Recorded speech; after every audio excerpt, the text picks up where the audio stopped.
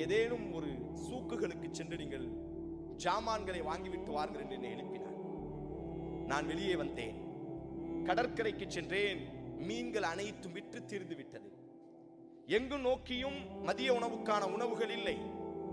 சோகத்தோடு என்னுடைய வீட்டுக்கு நான் திரும்பிக் கொண்டிருக்கக்கூடிய அந்த நேரம், ஒரு நோஞ்சான், ஒரு ஏழ்மையானவன், பரதேசி ஒரு மீனை, அந்த மனிதர் சொல்வார்கள், நீங்கள் யாருக்கும் அநீதம் செய்யாதீர்கள், வானத்தில் உள்ளவன் தூங்காமல் உங்களை பார்த்து கொண்டே இருக்கிறான். நீங்கள் அநீதம் செய்தவர்கள் உறங்கிவிடலாம். தௌபாவினுடைய ஆக கடைசி ஒரு நிபந்தனை, நாம் யாருக்கு அநீதம் செய்தோமோ அவர்களிடத்திலே போய் நாம் சரணடைய வேண்டும். அப்ப அந்த மனிதர் சொல்றாரு, அந்த நோஞ்சான், அந்த ஒல்லியா இருக்கக்கூடிய அந்த சின்னவன், தன்னுடைய அந்த கை இருக்கல்லவா, அந்த விரல்ல ஒரு மீனை மாட்டிக்கொண்டு நடந்து சென்று கொண்டிருந்தான். அவனை நான் நிப்பாட்டினேன். தாவியா ஷாபா, வாலிபனை வாடா. உடனே முன்னால் வந்து நின்றான். சொங்கியாக பணிந்து நின்றான். என்னுடைய உடலை பார்த்தவுடன் என்னுடைய அந்த கம்பீரம் அவனுக்கு தெரியும், என்னுடைய பலம் அவனுக்கு தெரியும். நான் உன்னிடத்தில் கேட்டேன், இந்த மீனை எனக்கு நீ தர வேண்டும் என்று கேட்டேன். அப்பொழுது அவன் சொன்னான், கடற்கரையில் மீன்களை கப்பலில் இருந்து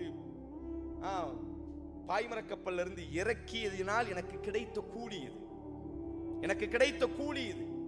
என்னுடைய வீட்டிலே 4 குழந்தைகள் இருக்கிறார்கள், இதை கொண்டுத்தான் நான் சமைத்து சாப்பிட வேண்டும் என்று அவன் என்னிடத்திலே தன்னுடைய இயலாமையை சொன்ன பொழுது, என்னுடைய பலத்தால் ஓங்கி அவனை ஒரு அடி அடித்தேன். அவன் கீழே விழுந்தான். அந்த மீனை அவன் கையில் இருந்து பிடுங்கிக் கொண்டு நான் எனது வீட்டுக்கு சென்றேன். சமைத்து சாப்பிட்டேன். அன்றைய இரவு அந்த விரலை சுட்டி காற்றார். என்னுடைய அந்த ஷஹாதாவினுடைய அந்த விரல்ல கொஞ்சம் வலி ஏற்பட்டது, நோவினை ஏற்பட்டது. உடனடியாக நான் மருத்துவரை போய் சந்தித்தேன். அவர் எனக்கு மருந்துகளை தந்தார். ஆனாலும் அந்த வலி நீங்கியதாக இல்லை. காலம் உருண்டோடியது. ஒரு கட்டத்தில் மருத்துவர் சொன்னார், இந்த விரலை வெட்டி எடுக்க வேண்டும் என்று சொன்னார். எனது ஒரு விரல் வெட்டி எடுக்கப்பட்டது. சிறிது நாட்களுக்கு பிறகு அடுத்த விரல் அதே போன்று வலி நோவினை ஏற்பட்டது. மருத்துவர் சொன்னார், இந்த விரலையும் வெட்ட வேண்டும், இல்லாவிட்டால் மற்ற விரலுக்கு பரவிவிடும். இப்படியாக 5 விரல்களையும் வலா தஹ்ஸபன்னல்லாஹ காஃபிலன் அம்மா யஅமலு ஸாலிஹ், அநீதம் செய்பவர்களை, பாவம் செய்பவர்களை அல்லாஹ் காணாமல் இல்லை. இன்னமா யுஅখিরுகும், அல்லாஹ் அவகாசம் கொடுக்கிறான். லியௌமின், ஒரு நாளுக்காக. ஒரு மனிதன் சொல்கிறான், அவனுடைய 5 விரல்களும் வெட்டி எடுக்கப்பட்டது. ஆனாலும் அந்த வலி, அந்த நோவினை நீங்கியதாக இல்லை, அந்த கரங்களுக்குள்ளாக பரவியது. இமாம் தஹபி கண்ணுக்கு முன்னால் நடந்த நிகழ்வை பதிவு செய்தார். அவனை கண்டு எழுதிய வரலாறு. இந்த கைகளுக்குள்ளாக அந்த நோவினை ஏற்பட்டது, இதுவரை வெட்டப்பட்டது. ஆனாலும் அந்த நோவினை மேலே ஏறியது. கடைசி முழுவதும் வெட்டி எடுக்கப்பட்டது. ஆனால் நோவினை மட்டும் தீர்ந்ததாக இல்லை, உடல் முழுவதும் நோவினை பரவிவிட்டது. என்னுடைய பாலிய சிநேகிதன், என்னுடைய பழைய நண்பன் ஒரு நாள் என்னை நோய் நலம் விசாரிப்பதற்காக எனது வீட்டுக்கு வந்தான். அவன் எனது நிலைமையை பார்த்து கண்ணீர் வடித்து என்னிடத்தில் கேட்டான், என் அன்பு சகோதரனே, ஏன் இப்படி? நீ யார்? உனது உடலை பார்த்து மெய் மறந்தவர்கள் இந்த ஊரில் உண்டு. எவ்வளவு ஆற்றல் மிக்கவன், சிதைந்து கிடக்கிறாயே, எப்பொழுது இருந்து இந்த மாற்றம் என்பதாக அவன் இடத்தில் கேட்ட பொழுது நான் அவனிடத்தில் சொன்னேன், நான் ஒரு மீனை சாப்பிட்டேன். அந்த மீனை சாப்பிட்டதில் இருந்து எனக்கு முடியவில்லை. விரல்கள் காயமானது, விரல்கள் வெட்டப்பட்டது, கரம் வெட்டப்பட்டது, முழு கையும் வெட்டப்பட்டு விட்டது. ஆனாலும் இந்த நோவினை மட்டும் தீர்ந்ததாக இல்லை. அப்பொழுதுதான் அந்த பாலிய சிநேகிதன் நண்பன் கேட்டான், யாரிடத்தில் அந்த மீனை வாங்கினாய், எங்கே வாங்கினாய்? அப்பொழுதுதான் அவனுடைய தலையில் கொட்டுகிறது. ஆம், அந்த மீனை ஒரு நோஞ்சான், ஒரு பலகீனமானவன் அந்த மீனை தனது குடும்பத்திற்காக எடுத்து சென்ற பொழுது நான் அவனினுடைய கரத்தில் இருந்து பிடுங்கி அவனை நோவினைப்படுத்தி நான் அந்த மீனை வாங்கிட்டு வந்தேன். அன்றைய தினத்திலிருந்து நான் இந்த காயங்களையும் கஷ்டங்களையும் அனுபவிக்கிறேன். அந்த சிநேகிதன் சொன்னான், என் அன்பு சகோதரனே, இந்த நோவினை ஒரு நாளும் உன்னை விட்டு விலகி செல்லாது. உனது கரங்கள் வெட்டப்பட்டதை போல் உனது உடல்கள் கூறு போடப்படும்.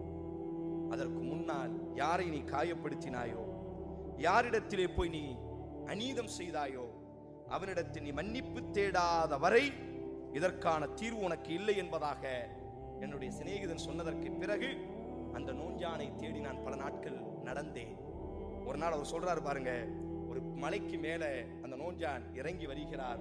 அவர் இமாம் தஹபி இடத்தில் அவன் சொல்கிறான், யா சையிதி, அந்த கீழே நின்றவன், அந்த கைகள் காயப்படுத்தப்பட்டு கைகள் துண்டானவன், தன்னை பெரிய பலசாலியாக நினைத்து ஒரு காலத்தில் அநீதம் செய்தவன், மீனை திருடியவன் சொல்கிறான். அந்த மேல இருந்து அந்த நோஞ்சான் கீழே இறங்கி வரும் பொழுது, யா சையிதி, எனது தலைவனே, உன்னை தான் நான் தேடிக்கொண்டிருக்கிறேன், என்னை உனக்கு தெரிகிறதா? அப்பொழுது அவன் சொன்னான், நீங்கள் யார் என்று எனக்கு தெரியவில்லை. இமாம் தஹபி சொல்கிறார்கள், நாம் அநீதம் ஒரு மனிதனுக்கு செய்திருப்போம், அவன் மறந்திருப்பான். ஆனால் ஒரு நீதவானன் வானத்தில் இருக்கிறான், அவனுக்கு எந்த மறதியும் இல்லை, அவனுக்கு தூக்கம் இல்லை, அவன் யாரையும் எதையும் மறக்கப் போவதும் இல்லை.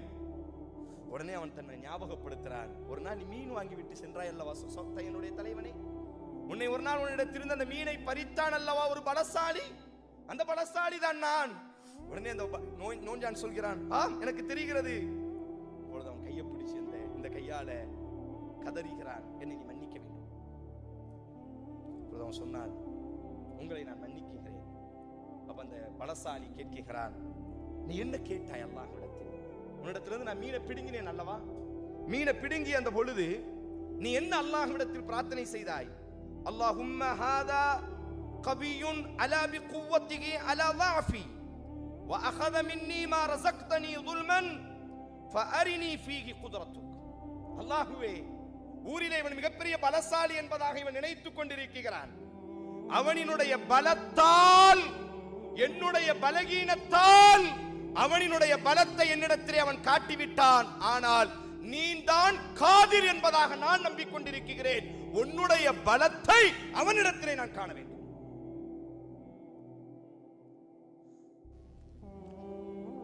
அந்த பலசாலி கண்ணீரோடி கீழே விழுந்து சொன்ன வார்த்தை, நஹம் அல்லாஹு காதிருன், அல்லாஹுவே பலமிக்கவன், அல்லாஹு காதிருன், அல்லாஹுவே பலமிக்கவன்.